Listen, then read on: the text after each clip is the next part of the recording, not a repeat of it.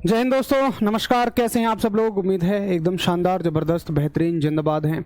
बहुत ही बेहद खूबसूरत अंदाज में, बहुत ही शानदार तरीके से आप सभी लोग अपनी तैयारी कर रहे होंगे और आशा करूंगा कि बहुत अच्छे तरीके से तैयारी के लिए जो भी आवश्यक स्टेप्स हैं आप उनको फॉलो कर रहे होंगे, जिसमें आपका चाहे कॉन्सेप्ट क्लास लेना हो, कॉन्सेप्ट को बहुत अच्छे से समझना हो, उसको रिवीजन करना हो, प्रैक्टिस हम आपकी बाद में कराएंगे, मॉक टेस्ट, उसके साथ उसका एनालिसिस। अभी आपके लिए जो जरूरी है वो है कॉन्सेप्ट क्लास को अच्छे से लेना, चीज़ों को समझना बेहतर तरीके से और साथ में उसका रिवीजन करना। मैं धर्मेंद्र आप सभी का स्वागत करता हूँ आपके अपने परिवार रोजगार विद अंकित में। और आज मैं आपसे ये भी आशा करूंगा, जैसा कि आप सभी जानते हैं कि हमारा फ्राइडे और सैटरडे जो क्लासेस चलेंगी वो बस हेड ऑपरेटर के लिए चलेंगी। तो मैं फिर से लिख देता हूं यहां पर कि ये क्लास असिस्टेंट ऑपरेटर वाले बच्चों को नहीं लेनी है। तब तक मैं आपसे बातचीत करूंगा तो कुछ बच्चे आएंगे, मैं लिख देता हूं कि यह क्लास असिस्टेंट ऑपरेटर वालों को नहीं लेनी है। क्या सभी को क्लियर है ये बात? पहले इस बात को बताइए, ये सबसे ज़्यादा जरूरी चीज़ है, असिस्टेंट ऑपरेटर वालों को नहीं लेनी है। थंबनेल पे शायद गलती से डल गया है, उसको छोड़ दीजिए, मैं चेंज करा दूंगा, बट अभी के लिए इतना याद रखेंगे आप कि ये क्लास असिस्टेंट ऑपरेटर वालों को नहीं लेनी है। ये क्लास किसके लिए? हेड ऑपरेटर वालों के लिए है। तो एक बार जो हेड ऑपरेटर वाले बच्चे हैं वो थम्स अप कर दें सभी के सभी। क्या आप सभी हेड ऑपरेटर वाले बच्चे हैं? देखिए, मैं इसलिए मना कर रहा हूं भाई असिस्टेंट ऑपरेटर वाले मेरे जवानों कि आपका स्तर इतना ऊंचा नहीं आएगा। समझिए, असिस्टेंट ऑपरेटर की भर्ती 12वीं क्लास से है, जबकि हेड ऑपरेटर की भर्ती पॉलिटेक्निक से है, डिप्लोमा से है, तो उसमें थोड़ा सा एडवांस लेवल आएगा। तो आज हम वही उसी एडवांस लेवल की बस बात करेंगे। एक बार सभी लोग थम्स अप करें।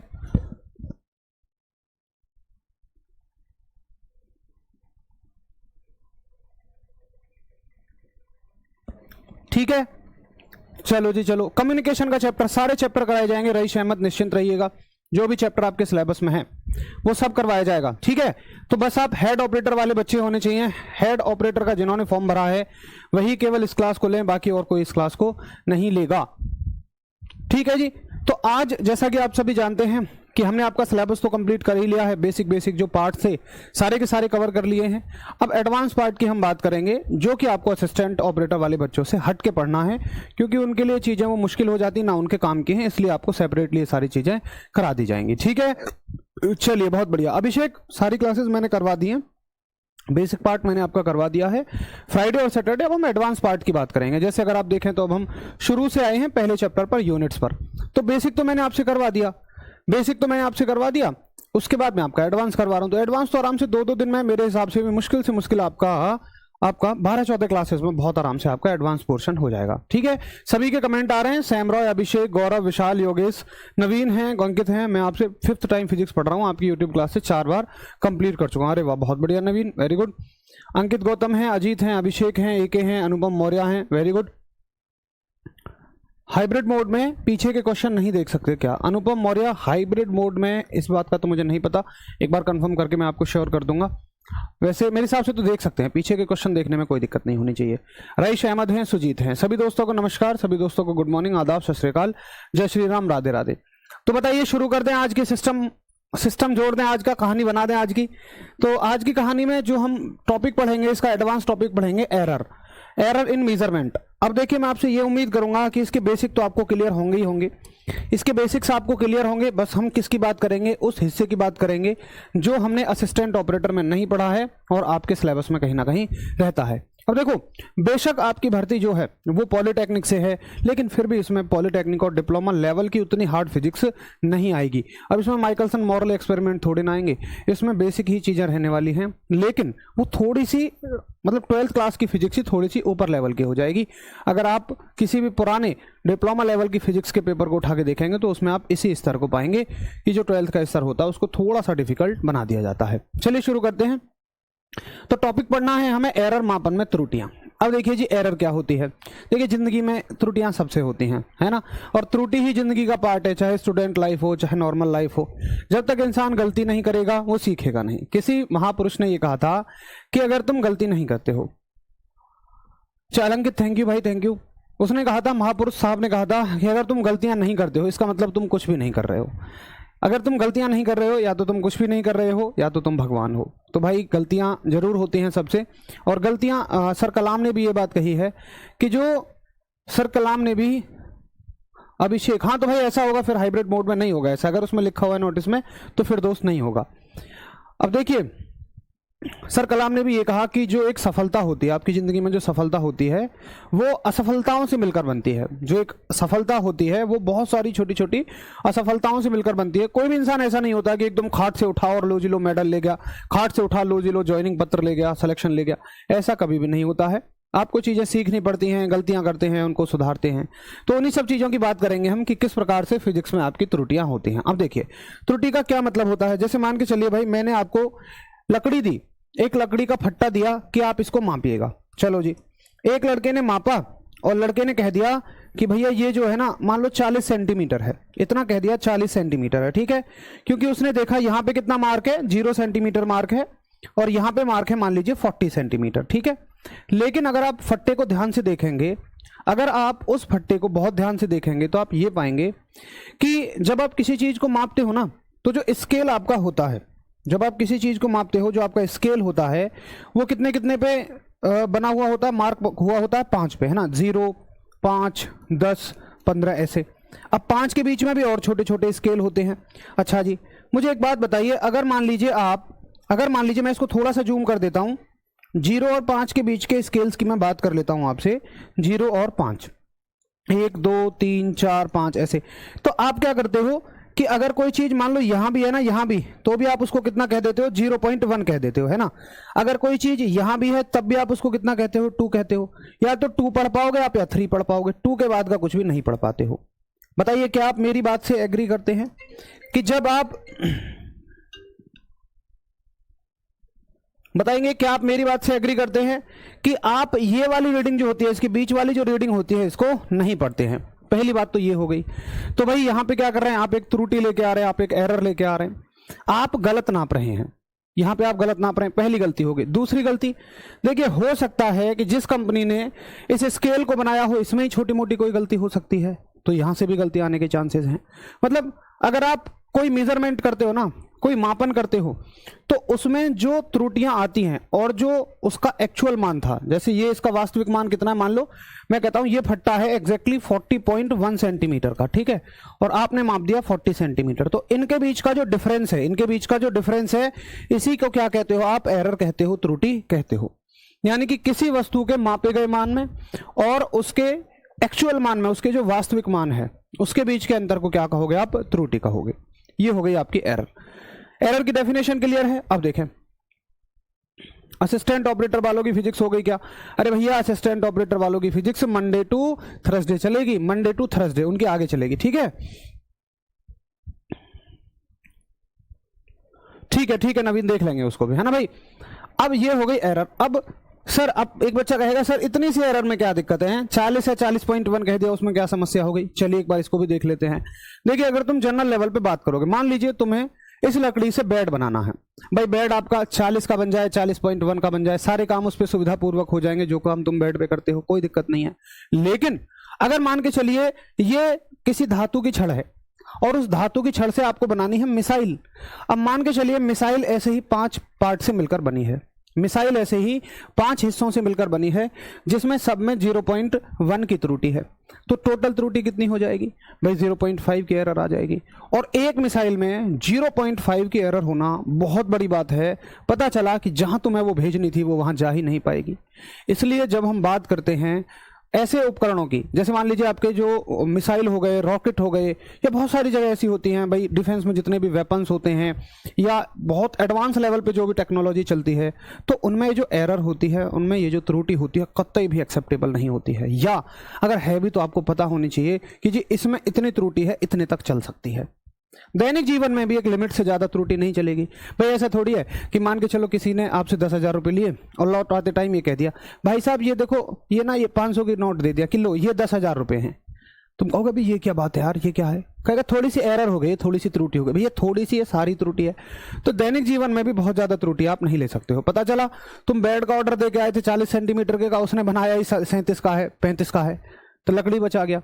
मतलब हम कहना चाहते हैं कि जो एरर होती है ना वो एक लिमिट तक एक्सेप्टेबल होती है, एक सीमा तक हम कह सकते हैं कि ठीक है चलो एरर चल जाएगी, बाकी एरर नहीं चलती है। अच्छा क्या कोई भी चीज एरर फ्री हो सकती है?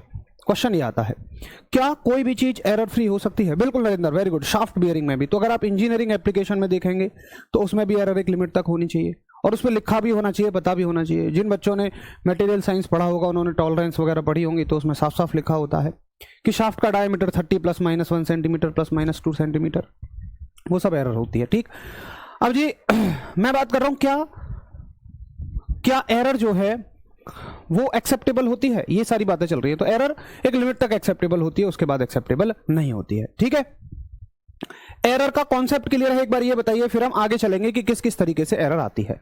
जरा ये बताइए, एरर का कॉन्सेप्ट क्लियर है कि एरर क्या होती है, कहां ये एक्सेप्टेबल है, कहां एक्सेप्टेबल नहीं है?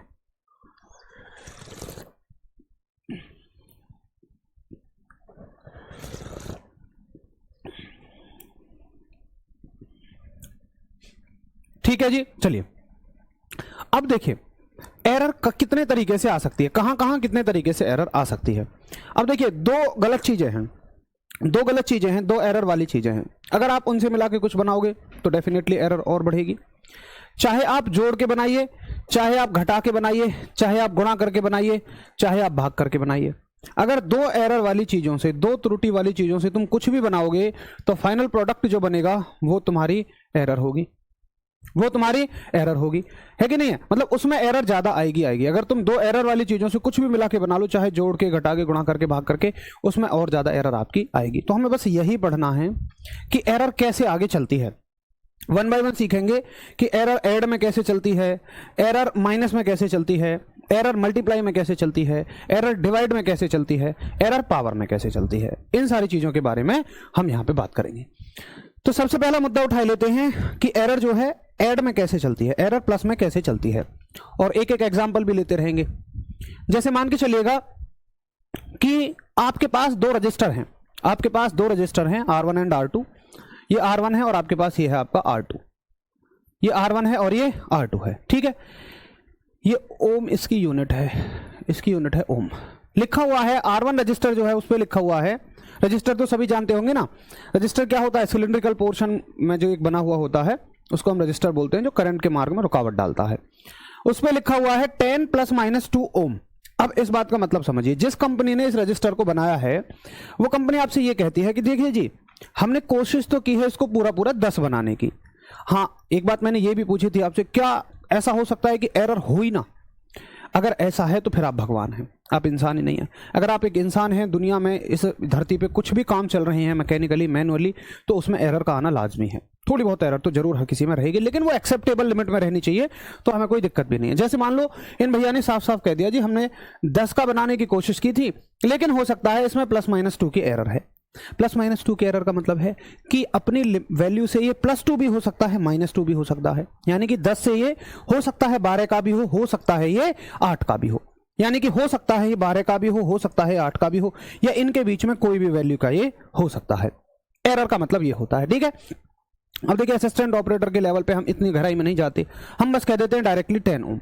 एरर वाले पार्ट को हम कंसीडर ही नहीं कर सकते हैं। दूसरा रजिस्टर कितने का है भाई? दूसरा रजिस्टर है आपका 30 ± 1 का। इस बात का मतलब है कि ये प्लस का 31 भी हो सकता है और माइनस का 29 भी हो सकता है। मतलब प्लस का 31 और 29 है ना, 31 भी हो सकता है और 29 भी हो सकता है। चलो जी, पहले से ही दोनों में एरर है।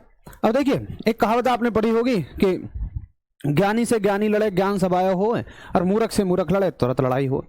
यानी कि अगर मूर्ख आपस में लड़ेंगे तो निश्चित तौर पर लड़ाई का होना आवश्यक है। तो यहाँ पे ये मान लो एरर वाली चीजें हैं। अब दो एरर वाली चीजें हैं जिनमें पहले से दो गलतियां हैं, वो एक दूसरे को क्या सुधारेंगी? उनसे मिलकर जो बनेगा उसमें तो और भी एरर आएगी। तो अब हमें यही देखना है कि अगर हम इनको सीरीज में जोड़ते हैं, तो इसमें क्या एरर रहती है। आर इक्विवेलेंट जो आएगा आपका, आर तुल्य जो आएगा, तुल्य का मतलब इंग्लिश में इक्विवेलेंट होता है, कि वो पूछेगा बताइए आर इक्विवेलेंट बताइए, और इसमें हमें परसेंटेज एरर भी बताइए।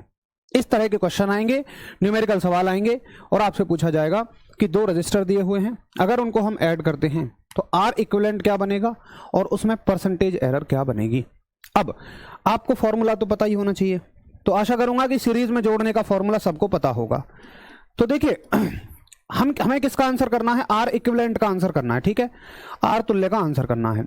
अब जी आर तुल्य जो होगा वो देखिए, एक तो एक्चुअल वैल्यू आएगी और एक उसमें जो आएगी वो आएगी एरर वाली वैल्यू। क्या आप मेरी बात को समझ पा रहे हैं?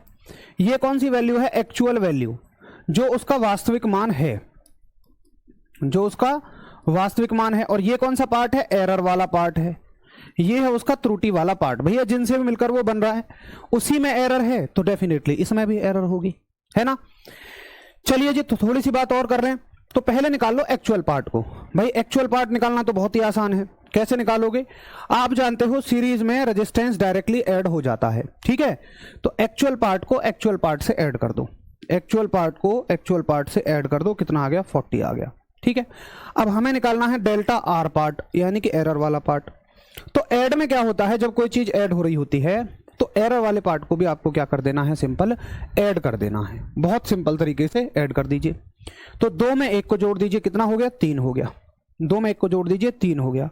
यानी कि आपके आर इक्विवेलेंट का आंसर जो अब आ जाएगा, आर इक्विवेलेंट का जो आंसर आपका आएगा वो आ जाएगा कि जी 40 ± 3, 40 ± 3। इस बात का मतलब है कि फाइनल वैल्यू देखिए 43 भी हो सकती है और 37 भी हो सकती है, 43 भी हो सकती है और आपकी 37 भी हो सकती है, 37 भी हो सकती है।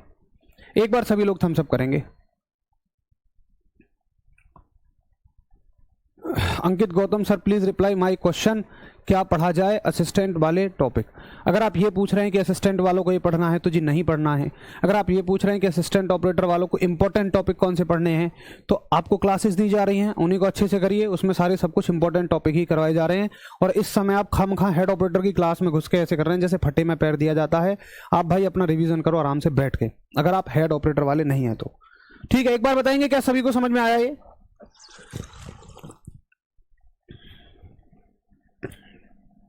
थम्स अप करेंगे, हालांकि बेहद आसान सी चीज है। चलो बहुत बढ़िया, तो आसान सी चीज थी। और ये हो गया आपका एरर कैसे चलती है, किसमें? प्लस में।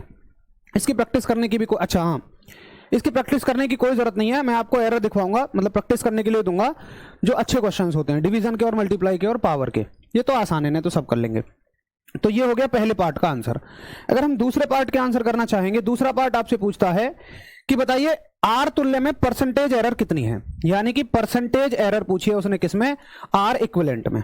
परसेंटेज एरर पूछिए किसमें? आर इक्विवेलेंट में। देखिए अगर आपको परसेंटेज एरर निकालनी है तो आप क्या करना कि उसका एरर वाला पार्ट, अब देखिए यहां पे क्या है, ये एक्चुअल पार्ट है और ये एरर वाला पार्ट है। तो एरर वाले पार्ट को एक्चुअल पार्ट से डिवाइड कर देना। भाई परसेंटेज एरर का तो यही मतलब होगा ना कि एरर कितनी है और एक्चुअल वैल्यू कितनी है। अगर आपको परसेंटेज की थोड़ी सी भी समझ है तो आसानी से आपको समझ में आ रहा होगा।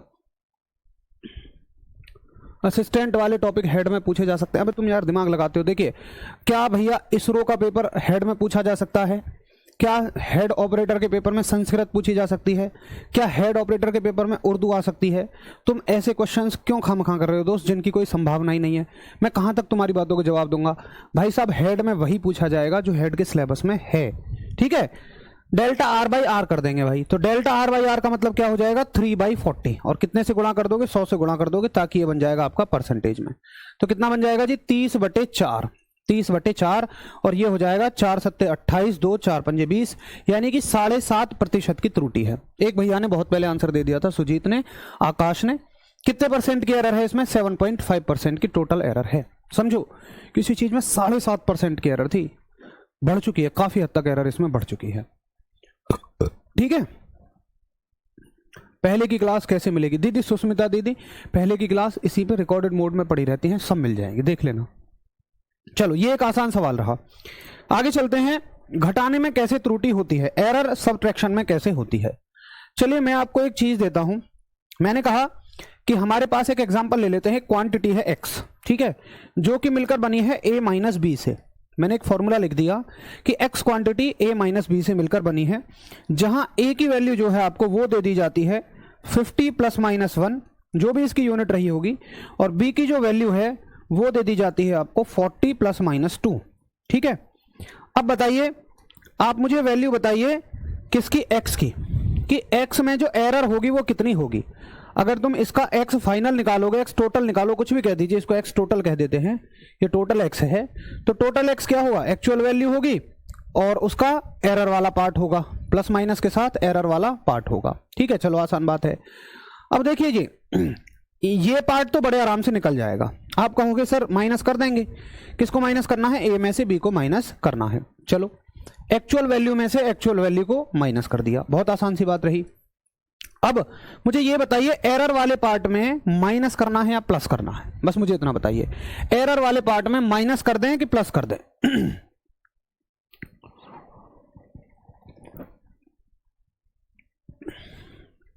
एरर वाले पार्ट को माइनस करना है या प्लस करना है? तो बहुत ही बढ़िया, दीपांशु सैनी जी कह चुके हैं 10 + -1। वेरी गुड, बहुत ही बढ़िया।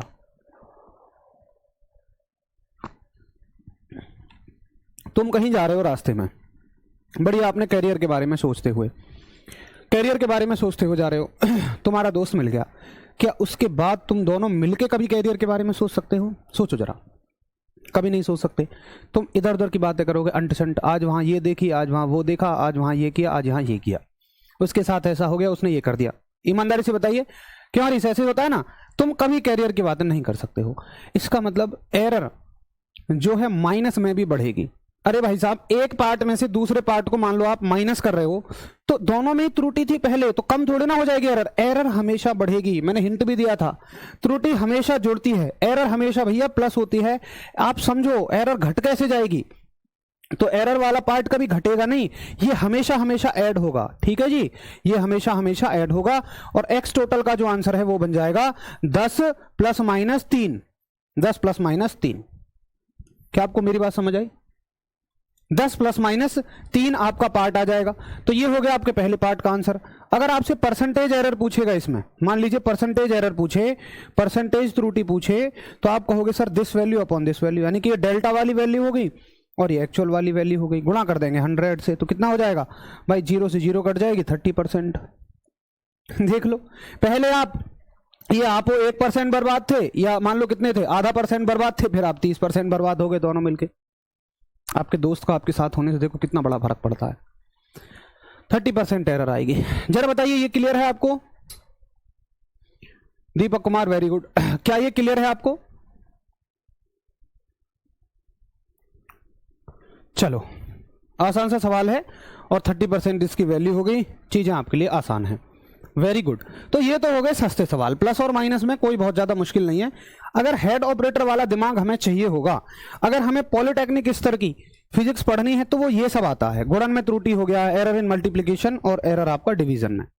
यहां पे आपको थोड़ा सा अपने दिमाग को ऊपर के स्तर पे ले जाकर चलना पड़ेगा, जो कि हमें थोड़ा ही है। असिस्टेंट वालों की फिजिक्स हो गई क्या विकास भाई साहब? असिस्टेंट वालों की जो फिजिक्स है वो आपकी मंडे टू थर्सडे चलती है, फ्राइडे और सैटरडे हेड ऑपरेटर वाले भैया जिन्होंने भी थोड़े बहुत पैसे दिए हैं उनको एडवांस पोर्शन पढ़ाया जाता है। ठीक है जी, चलो। इसका मतलब तुम विकास बिल्कुल बीच में से आके टपके हो। मुझे नहीं लगता कि तुमने कोई पिछली क्लास ली है, क्योंकि पिछली क्लास में तो मैंने बहुत बताया है। चलिए एक एग्जाम्पल ले लेते हैं।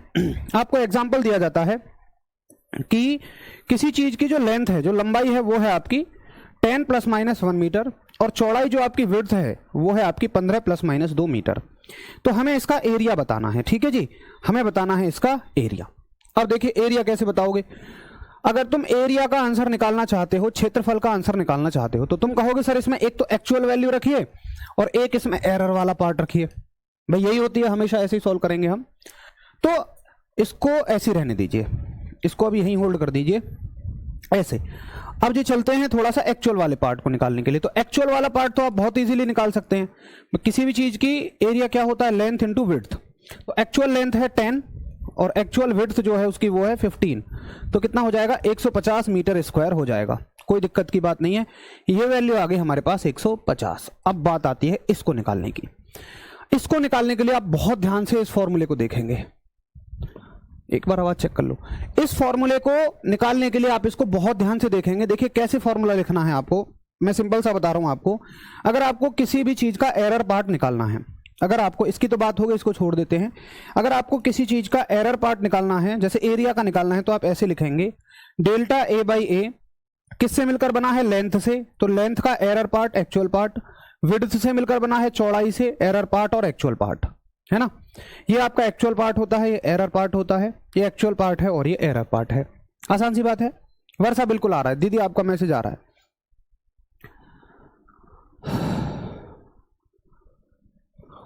ठीक है, तो मुझे ये बताइए क्या ये फॉर्मूला आपको लिखना समझ में आया? जैसे एरिया लेंथ और विड्थ से मिलकर बनता है, एरिया लेंथ और विड्थ से मिलकर बनता है, तो हम क्या लिखेंगे? डेल्टा एल बाई एल और delta b by b. Length के लिए डेल्टा एल बाई एल और इसके लिए delta b by b. Delta क्या है अब तक आपको समझ आ गया होगा, इस वैल्यू को हम बोलते हैं एक्चुअल वैल्यू। ये है आपकी लेंथ और ये है आपकी डेल्टा एल, ठीक है, ये है आपकी बी और इसको बोलोगे तुम डेल्टा बी। चलो वैल्यूज उठा उठा के पुट करते चले जाओ। इसमें वैल्यू सारी की सारी उठा के पुट कर दो, कितना आ जाएगा? डेल्टा एल है 1, वहां से देखो डेल्टा एल 1 है और एल कितना है आपका 10 है, रख देंगे। उसके बाद यहां पे देखो आप डेल्टा बी कितना है, आप कहोगे सर डेल्टा बी है, इसको थोड़ा ना नीचे सोल्व करो क्योंकि आसान पड़ जाएगा हमारे लिए। डेल्टा ए हमें निकालना है। अच्छा एक्चुअल एरिया कितना है, आप कहोगे सर एक्चुअल एरिया तो 150 आया था, कितना आया था? 150। अच्छा डेल्टा एल बाई एल कितना? 1/10, 1/10। डेल्टा बी बाई बी आप कहोगे सर 2/15, 2/15। अब इसको सॉल्व कर दो बस, कितना हो जाएगा? 150, इसका एलसीएम आ जाएगा। अब चाहे आप अपने तरीके से 15 एलसीएम 30 एलसीएम लेके भी सॉल्व कर दें, सेम होगा। 15 एकम 15 और 10 दूनी 20, ठीक है, 10 दूनी 20। 150 से 150 मारा जाएगा, यानी कि डेल्टा ए की जो वैल्यू आ जाएगी आपकी, डेल्टा ए की जो वैल्यू आ जाएगी वो आ जाएगी 15 और 20 35। कितनी आ जाएगी? 15 और 20 35। यानी कि एरर जो होगी वो इतनी एरर इसमें हो जाएगी। और यूनिट क्या रहेगी इसकी? मीटर का स्क्वायर, मीटर का स्क्वायर। जरा एक बार मुझे बताइए क्या आपको चीजें समझ में आई हैं? 0.233 कहां से कर दिया भाई आपने? 0.233 कहां से कर दिया है आपने? अभी डेल्टा ए की वैल्यू निकाली हमने, परसेंटेज एरर नहीं निकाली है दोस्त, परसेंटेज एरर नहीं निकाली है। 150 प्लस माइनस 7/30, 7/30 कहां से कर रहे हो भाई आप? 150 प्लस माइनस 35 ही होगा, 15 एकम 15, 10 दूनी 20। अभी आप शायद परसेंटेज एरर निकाल रहे हैं, परसेंटेज एरर नहीं निकलेगी। देखिए ये हमें डेल्टा ए पार्ट निकालना है, आप जो निकाल रहे हैं, आप मैं बता रहा हूं क्या निकाल रहे हैं, आप इसका परसेंटेज एरर वाला हिस्सा निकाल दे रहे हैं, है ना। अगर आपसे कोई परसेंटेज एरर पूछेगा तब आपको ये काम करना है कि delta A by A, percentage error होगी ना डेल्टा ए बाई ए तो, और ये कितनी हो जाएगी आपकी? 35/150, 35/150। फिर आप 5 से 7 बार काट दे रहे हो और 5 से इसको 30 बार काट दे रहे हो। अरे भाई साहब तुम तो पूरी ये वैल्यू को उठा के यहां लपेट दे रहे हो, जबकि यहां तो केवल डेल्टा ए की वैल्यू आएगी ना। क्या आपको समझ में आ रहा है कि यहां केवल जो वैल्यू आएगी वो डेल्टा ए की आएगी, और तुम पूरी परसेंटेज एरर को ही यहां चिपकाए दे रहे हो। ये परसेंटेज एरर थोड़ी ना चिपकेगी, यहां पे तो केवल परसेंटेज एरर आएगी, केवल एरर। तुम यहां पे परसेंटेज एरर लगाए दे रहे हो। 7/30, इसको 100 से मल्टीप्लाई कर दो, कितना आ जाएगा ये? 70/3, यानी कि 23.2369, 23.33 के परसेंट समथिंग एरर इसमें आ जाएगी, अगर परसेंटेज एरर पूछा जाएगा। बाकी यहां पे तो 35 आएगा। अभी बताइए क्लियर है? आप लोग जो गलती कर रहे हो वो ये कर रहे हो कि यहां पे जो वैल्यू चेप रहे हो ना, आप डेल्टा ए बाई ए की लगा रहे हो। डेल्टा ए बाई ए नहीं लगेगा, वो तो परसेंटेज एरर होता है। डेल्टा ए की वैल्यू केवल यहां पे लगेगी, तो ए की वैल्यू को आपको इधर ले जाना पड़ेगा या ऐसे सॉल्व कर लीजिए।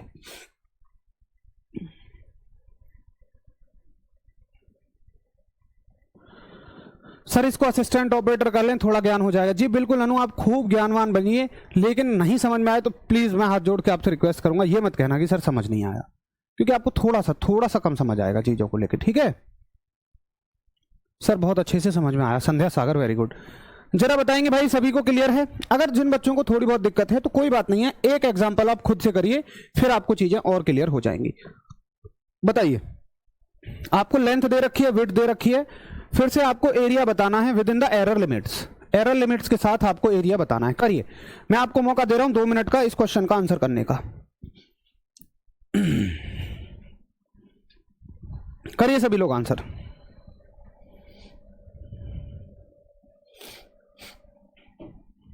मैंने आपको 2 मिनट दिए, आप अपनी जिंदगी जी सकते हैं।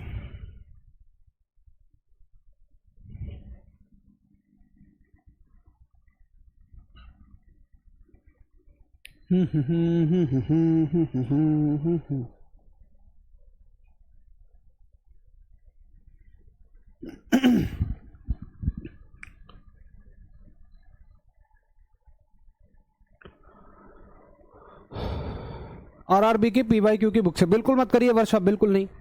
असिस्टेंट ऑपरेटर का लेवल तो ज़्यादा है, आरआरबी का बहुत बेसिक लेवल होता है, ज़्यादा अच्छा लेवल नहीं है आरआरबी का। चलो 35 ही आएगा, करेक्ट है, क्लियर हो गया, वेरी गुड। ठीक है जी, चलो तो जो लोग सॉल्व कर रहे हैं करते रहिए, बाकी मैं भी जिनको नहीं समझ में आ रहा है, थोड़ा बहुत कम समझ में आ रहा है, उनकी हेल्प कर देता हूं। तो भाई आपको दे रखी है लेंथ, कितनी दे रखी है? लेंथ दे दिया आपको जी, ये है द लेंथ एंड ब्रेथ। तो पहली है लेंथ, लंबाई कितनी है? 5.7 प्लस माइनस 0.1 सेंटीमीटर, ठीक है। उसके बाद आपको दे दी है विड्थ, और विड्थ कितनी है आपकी? 3.4 प्लस माइनस 0.2 सेंटीमीटर, ठीक है। तो फिर से अगर आप इसका एरिया लिखेंगे तो वही आपको एक तो एक्चुअल वैल्यू लिखनी पड़ेगी, एक तो आपको एक्चुअल वैल्यू लिखनी पड़ेगी, और एक आपको एरर वाली वैल्यू लिखनी पड़ेगी। चलिए एक्चुअल वैल्यू निकाल लेते हैं। एक्चुअल निकालना बहुत आसान है, एक्चुअल वैल्यूज की मल्टीप्लाई कर दीजिए। तो 5.7 की मल्टीप्लाई करनी है किसमें? 3.4 में। कर लेते हैं भाई, 5.7 3.4, 5.7 3.4, 4 सत्ते 28 का 8 हासिल 2, 4 पंजे 20, 3 सत्ते 21, 41 और 2 43 का 3 हासिल 4, 5 दिया 15 और 4 19, 19.38 आपका आंसर आ जाएगा। आप लोग भी करके देख लेना, 19.38, ठीक है, 19.38 आपका आंसर आ जाएगा एक्चुअल वैल्यू का। ये हो जाएगी सेंटीमीटर स्क्वायर में। चलो इसको एक तरफ रख देते हैं, छोड़ दीजिए, इसका काम हो गया तमाम। यानी कि यहाँ पे जो हमने वैल्यू सॉल्व की है ये आ गई आपकी 19.38, 19.38। अब हमें निकालना है डेल्टा ए पार्ट। तो कहानी अब डेल्टा ए पार्ट के लिए शुरू करेंगे, फिर से वैसे ही उसी को चीज को दोहराएंगे। डेल्टा ए बाई ए किससे मिलकर बना है? लेंथ से, लेंथ का एक्चुअल पार्ट, विड्थ से मिलकर बना है, विड्थ का एक्चुअल पार्ट, एरर हमेशा ऐड होगी, ठीक है। चलिए सॉल्व कर लेते हैं। तो डेल्टा ए निकालना है हमें, एक्चुअल एरिया कितना आया है? 19.38, 19.38। डेल्टा एल की वैल्यू कितनी है? ध्यान से देखेंगे 0.1, डेल्टा एल की वैल्यू है 0.1, और एल पार्ट कितना है? 5.7। उसके बाद प्लस करोगे 0.2, और नीचे कितना है आपका? 3.4। तो देखिए अभी अभी हमने इनकी मल्टीप्लाई की थी, डेफिनेटली आंसर इसका भी कितना आएगा? 19.38 आएगा। मल्टीप्लाई कर दीजिए, 34 एकम 34 यानी कि 0.34 हो जाएगा। भाई गुणा भाग तो आते होंगे, और 57 दूनी 114, 57 दूनी 114, 2 अंक के बाद दशमलव, यानी कि यहां लग जाएगा आपका डेसिमल। अब जी देखें आप अगर, तो यहां से ये पूरी वैल्यू मारी जाएगी, ये वैल्यू इससे पूरी मारी जाएगी। तो डेल्टा ए पार्ट जो है आपका वो आ जाएगा ये प्लस ये, तो इसको जोड़ लीजिए, 30 40 44 और 4 48, यानी कि 1.48 आपका आंसर आ जाएगा, 1.48 सेंटीमीटर स्क्वायर। तो डेल्टा ए पार्ट कितना आ गया? 1.48, 1.48, और ये हो गया आपका centimetre square. 19.38 plus minus 1.48। Ved Prakash हैं हमारे साथ, बहुत सारे बच्चों का बिल्कुल करेक्ट आंसर है, और 1.48 वाले हैं सत्येंद्र यादव हैं, अभिषेक हैं। अभिषेक आप चेक करिए एक बार, आपका 0.37 क्यों लगा रहे हैं आप? हैं भैया 0.37 कौन से गुणा भाग से लगा रहे हैं? एक बार अपनी कैलकुलेशन चेक करिए, 1.48 आएगा। अब अगर आपसे परसेंटेज एरर पूछने लग जाए इसी क्वेश्चन में, आपसे अगर पूछा होता परसेंटेज एरर, परसेंटेज एरर, तो आप क्या कर लेते? सर परसेंटेज एरर के लिए इसको इससे डिवाइड कर दो, 1.48 का डिवाइड कर दो, 1.48 का डिवाइड कर दो 19.38 से, गुणा कर देना 100 की, जो भी आंसर आएगा आपका परसेंटेज एरर हो जाएगा। विजय, हाँ इस चीज को समझो। अब विजय कह रहे हैं कि सर कॉन्सेप्ट तो क्लियर है, बट आपने हेडिंग में लिखा है डिवीजन, हेडिंग में लिखा है मल्टीप्लाई, और करवा रहे हो डिवीजन से। जिस प्रकार से प्लस के जो मतलब प्लस और माइनस में एरर प्लस के साथ ही ऐड होती है, वैसे ही डिवीजन और मल्टीप्लिकेशन का तरीका भी सेम है। इसकी प्रॉपर डेरिवेशन भी होती है, बट हमारे यहाँ डेरिवेशन की कोई आवश्यकता नहीं है दोस्त, ठीक है। तो आप डायरेक्टली इस फॉर्मूले को याद रखिए कि डिवीजन और मल्टीप्लिकेशन में क्वेश्चन सॉल्व करने का तरीका बिल्कुल सेम होता है। चलो कोई बात नहीं अभिषेक, कोई बात नहीं, कुल मिला के आपको कॉन्सेप्ट क्लियर होना चाहिए। अगर कॉन्सेप्ट क्लियर है तो चीजें आप बेहतर ढंग से कर पाएंगे। बस कॉन्सेप्ट के बारे में बताइए, क्या क्लियर है?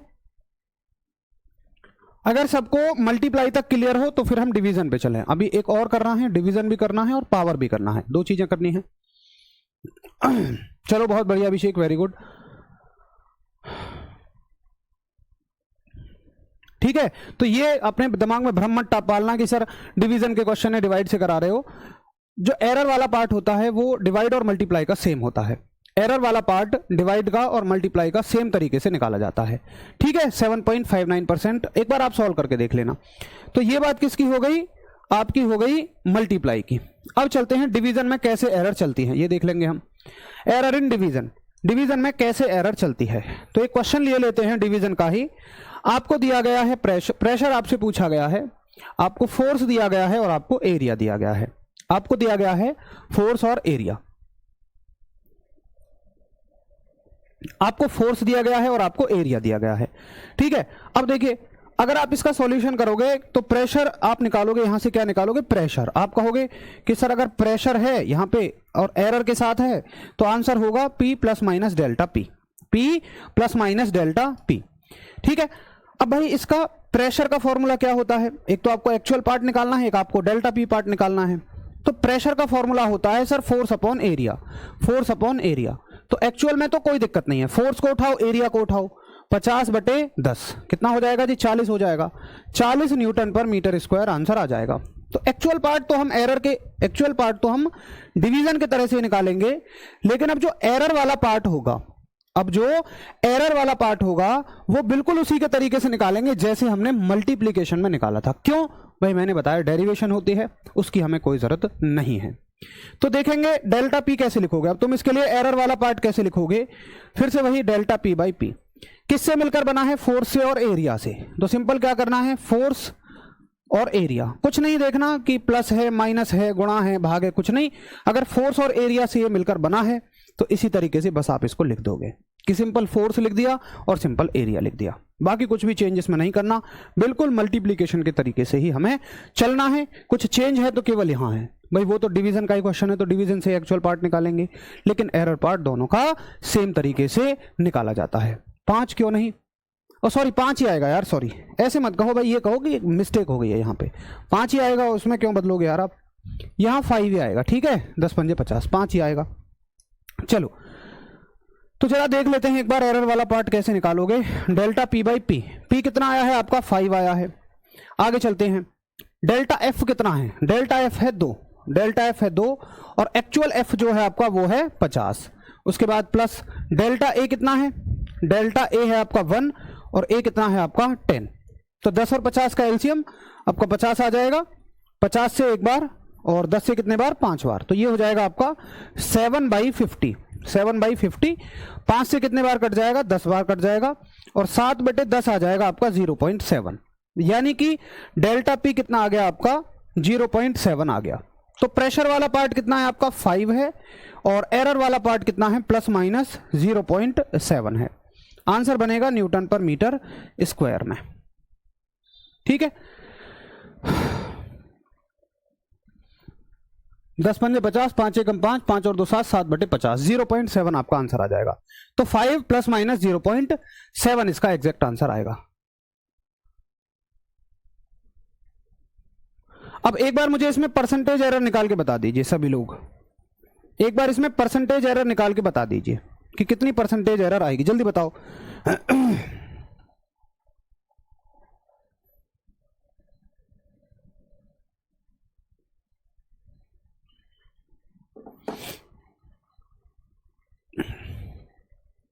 पांच प्लस माइनस 0.7 और परसेंटेज एरर अगर तुम कहोगे तो आप लोग सिंपल तरीके से सॉल्व कर लीजिए, ये वैल्यू अपॉन ये वैल्यू 0.7/5 इंटू 100। ठीक है, तो 5 से 20 बार और 20 7 140, यानी कि 14% की टोटल आपको इसमें एरर देखने को मिलेगी। 14% की आपको एरर यहां देखने को मिलेगी। तो ये हो गए आपके डिवीजन वाले क्वेश्चन।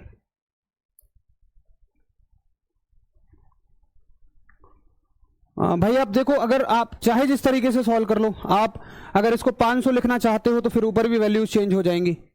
ठीक है, आप इसको अपने तरीके से सॉल्व कर सकते हो, जैसे भी करना चाहो, बाकी यहाँ ही करेक्ट है। ठीक है, मैंने अपने तरीके से कर दिया, आप अपने तरीके से कर लेना, आपको एलसीएम सॉल्व करने का जो भी तरीका समझ में आता हो।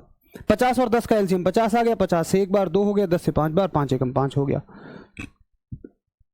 ठीक है, यहां तक बताइए।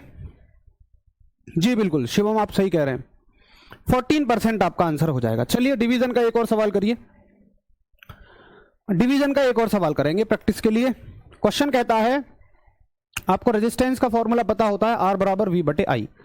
अब V में थोड़ी सी एरर है, उसके साथ जो करंट दिया है करंट में थोड़ी सी एरर है, तो आपसे पूछा है find the percentage error, find the percentage error.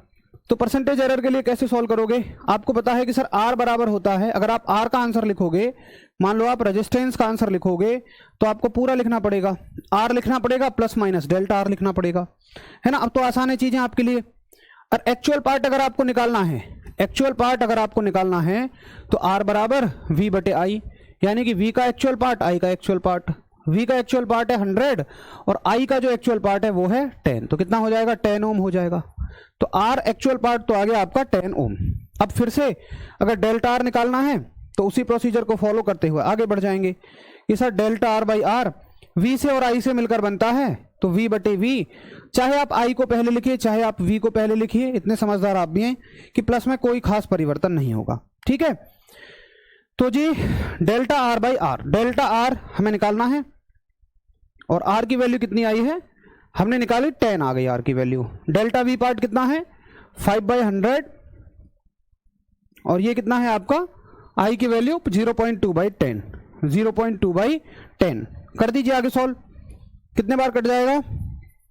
100 LCM आ जाएगा, 5 हो जाएगा, इससे 10 बार जाएगा और 10 दूनी 20, यानी कि 2 आ जाएगा। तो कितना आएगा आपका? 7/100।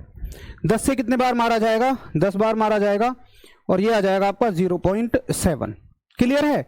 0.7। तो आर की जो वैल्यूज आ जाएंगी वो आ जाएंगी 10 प्लस माइनस 0.7, 10 प्लस माइनस 0.7 ओम। अगर आपसे परसेंटेज एरर पूछता, और इसमें तो आपसे क्या पूछी है? परसेंटेज एरर ही पूछी है। तो पेपर में अगर परसेंटेज एरर पूछेगा तब भी हमें ये तो कैलकुलेट करना ही पड़ेगा, और परसेंटेज एरर हो जाएगी 0.7/10 इंटू 100 कर दीजिए, तो 10 से 10 बार कट जाएगा और आंसर आ जाएगा आपका 7%। कितने परसेंट की एरर है? 7% की एरर है। बताएंगे एक बार सभी लोग क्या आपका आंसर सही है?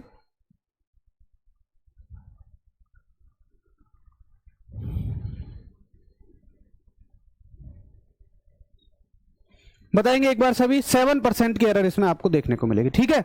7 सभी का आंसर ठीक है। 0.7 एरर का पार्ट है, परसेंटेज में निकालोगे तो 7% आ जाएगा। विनय कुमार आप हेड ऑपरेटर में हैं कि असिस्टेंट में हैं? भाई पहले ये बताइए। विनय कुमार आप हेड ऑपरेटर के हैं या असिस्टेंट ऑपरेटर के हैं, ये बताइए। मैं असिस्टेंट ऑपरेटर वाले बच्चों से रिक्वेस्ट करूंगा कि भैया आप इसमें शामिल ना हो, ये केवल हेड ऑपरेटर वाले बच्चों के लेवल की क्लास है और फ्राइडे सैटरडे उन्हीं के स्तर की क्लास चलेगी, इसमें कतई भी शामिल ना हो।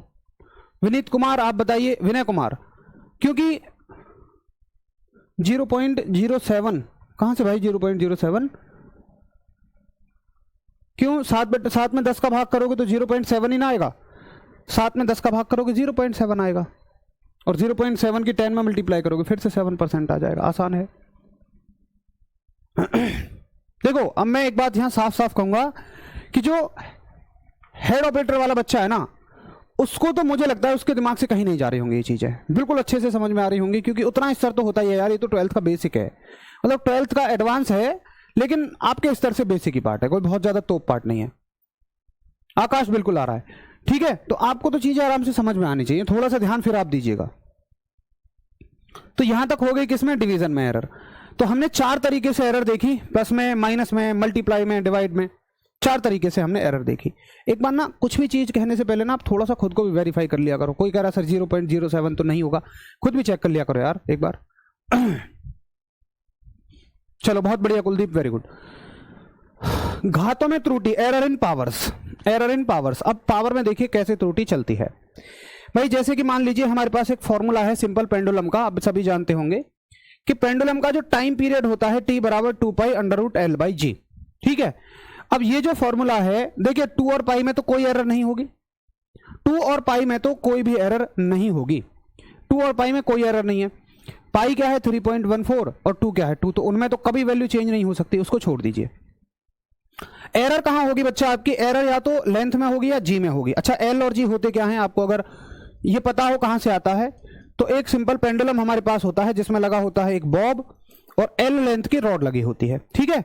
एल लेंथ की एक रॉड लगी होती है, तो जब ये फोर्स लगाते हैं तो ये अपने वेट की वजह से ऑसिलेट करना शुरू कर देता है। अब मान के चलिए जो लंबाई है, मान लो जिस भी धागे से बंधा है, छड़ से बंधा है, उसमें थोड़ी सी एरर है, और यहां पर जो ग्रेविटी की वैल्यू है उसमें भी थोड़ी सी एरर है, त्रुटि है। जैसे मानिए थी वो 9.81, आप ले लेते हैं 9.8, या आप 10 ले लेते हैं खामखा, है कि नहीं, तो क्या है वो एरर ही तो है। या 9.8 और 10 तो एग्जैक्टली पोल और इक्वेटर पे होती है। क्या हमेशा ही आप जब क्वेश्चन की बात कह रहे होते हो तो क्या पोल और इक्वेटर ही होता है? क्या बीच में कुछ नहीं होता? भाई ऊपर की तरफ तो बढ़ेगी। हमने आज तक 9.9 नहीं ली, हमने आज तक 9.7 नहीं ली, इवन हम तो 9.81 पूरी भी नहीं लेते हैं।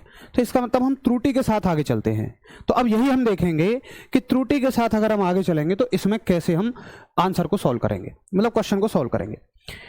तो हमें निकालना है टाइम पीरियड में एरर। टी क्या है? टाइम पीरियड, ठीक है, आवर्तकाल, आवर्तकाल। बस आप इतना याद रखिए कि टी कोई फॉर्मूला है ना, भी आपको फॉर्मूला समझ में आए पेपर में कोई दिक्कत नहीं है, क्योंकि कभी कभी ए बी की फॉर्म में दे देते हैं कुछ और। बस आपको ये देखना है कि ये क्वांटिटी इन दोनों से इस तरीके से मिलकर बनी है। अब हमें देखनी है जी एरर कितनी है डेल्टा, इसमें टी में कितनी एरर है। तो बड़े आसान तरीके से आप इसको सॉल्व कर लेंगे। आप कहेंगे देखिए हमें पूछनी है इसमें परसेंटेज एरर, परसेंटेज एरर पूछिए मान लीजिए। तो परसेंटेज एरर का तरीका क्या होता है? Delta T by T. Power के क्वेश्चनों में परसेंटेज एरर ही पूछी जाती है, टी में परसेंटेज एरर, ठीक है, परसेंटेज एरर पूछी जाएगी। तो परसेंटेज एरर कैसे निकालते हो तुम? अगर तुम्हारे पास होता टाइम पीरियड, अगर तुम्हारे पास होता टाइम पीरियड तो तुम कहते T plus minus delta T, ऐसे निकालते। और परसेंटेज एरर कैसे निकालते? This upon this. तो डायरेक्टली अब हम यहां से सॉल्व कर देंगे, हमें पूरा प्रोसीजर करने की जरूरत नहीं पड़ेगी। कैसे सॉल्व करोगे? किससे मिलकर बना है भाई ये? एल और जी से। एल की पावर कितनी है? अंडर रूट का मतलब 1/2 होती है कि नहीं है? तो कैसे लिखोगे आप? जो पावर है उसको पहले ले आओगे। चलो इस फॉर्मूले को पहले और सिंप्लीफाई कर लीजिए, कहीं आप कंफ्यूज हो। टी बराबर 2 पाई, और देखिए एल बाई जी को हम ये कह सकते हैं कि पावर 1/2 है ना। तो एल की भी पावर 1/2, जी की भी पावर 1/2। पावर को पहले ले आइए, फिर से वही डेल्टा एल बाई एल, और पावर को पहले ले आइए, जी की पावर जो है चाहे नीचे है चाहे ऊपर है हमेशा ही प्लस रखना है, और डेल्टा जी बाई जी। मतलब ज्यादा नहीं सोचना आपको, बस सिंपल पावर को पहले लाइए, सबको प्लस में लिखते चले जाइए, delta L by L, delta G by G, ठीक है। अब 1/2 डेल्टा एल बाई एल क्या है कि एल में कितनी परसेंटेज एरर है। Delta L by L part क्या है? एल में कितनी परसेंटेज एरर है। तो यहां तो डायरेक्टली हमें परसेंटेज ही एरर दे रखी है, और घात के क्वेश्चन में, पावर के क्वेश्चंस में हमेशा आपको ऐसे ही मिलेगा। तो कितना हो जाएगा? 2% की एरर है तो गुणा 2 कर दोगे, प्लस 1/2, और इधर 3% की एरर है। अब डायरेक्टली आपका आंसर परसेंटेज में आएगा, क्योंकि भाई यहां भी परसेंट है और यहां भी आपका परसेंट है। 2 से 2 कट जाएगा और 2 से 1.5 बार कट जाएगी, 1 और 1.5 कितना हो जाएगा? 2.5। यानी कि टोटल परसेंटेज एरर जो रहेगी इसमें आपकी 2.5% की एरर रहेगी। टोटल एरर 2.5% की रहेगी। तो हमें परसेंट जो पावर वाले सवाल होते हैं उनमें डायरेक्टली आपसे एक ही तरह का सवाल पूछा जाता है। जैसे पीछे एक्चुअल वैल्यू भी पूछी जा रही थी, लेकिन यहाँ पे एक्चुअल वैल्यू नहीं पूछी जाएगी। और एक्चुअल वैल्यू पूछे तो भी क्या दिक्कत है, फिर उसको एल की वैल्यू एग्जैक्ट देनी पड़ती, लेकिन यहाँ एल खाली परसेंटेज एरर दिया है, एग्जैक्ट तो वैल्यू नहीं दी है। तो हमें नहीं पता कि एग्जैक्ट कितनी है और एरर वाला पार्ट कितना है। उसने हमें डायरेक्टली, देखिए ये कहने का मतलब क्या है, 2% एरर कहने का मतलब क्या है, वो डेल्टा एल बाई एल दे रहा है ना, और यहाँ delta G by G part दे रहा है, अगर किसी चीज की परसेंटेज एरर दे रहा है तो। प्रीति ये क्वेश्चन भी कई नंबर का आएगा, मेरे कमेंट शो हो रहे हैं। दीदी बिल्कुल शो हो रहे हैं, कमेंट करो तो सही, कुछ ढंग का तो करो, आंसर वांसर करो। कितना हो गया? 2.5%, 2.5%, ठीक है। चलो जिनको एक बार कम समझ में आया है वो अगले सवाल को देख लेंगे। जैसे अगला सवाल मान लीजिए आपको ये दे दिया और आपसे कहा कि कोई फॉर्मूला है एक्स, कोई यूनिट है, कोई क्वांटिटी है एक्स, जो कि किससे मिलकर बनी है? ए बी सी डी से मिलकर बनी है, और ये ए बी सी और डी पे इस तरीके से डिपेंड करती है।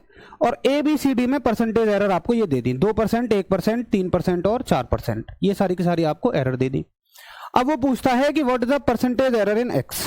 तो परसेंटेज एरर इन एक्स मैंने आपको फॉर्मूला बताया। परसेंटेज एरर इन एक्स का मतलब डायरेक्टली आप डेल्टा एक्स बाई एक्स निकाल रहे हैं, कुछ चेंज नहीं करना, इसका आंसर सीधा दे देना है। ए की पावर कितनी है? 2, तो 2 को पहले लिखिए, डेल्टा ए बाई ए लिख दीजिए।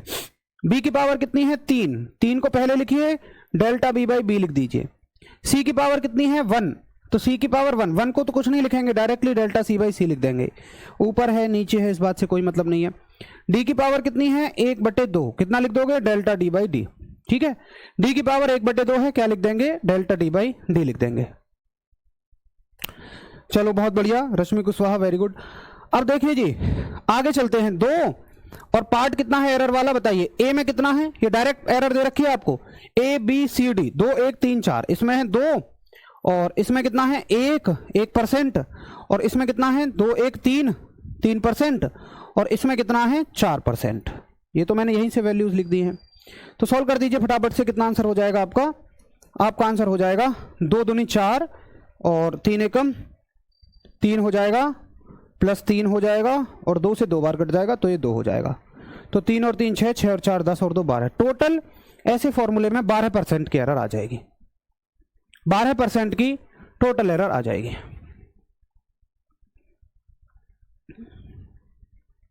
फोर्टीन क्यों लगा रहे हैं बच्चे, 3 3 6 और 4 10 और 2 12, मेरे हिसाब से तो 12 आना चाहिए। 14 कहां से लगा रहे हैं आप, कुछ मिस्टेक है क्या?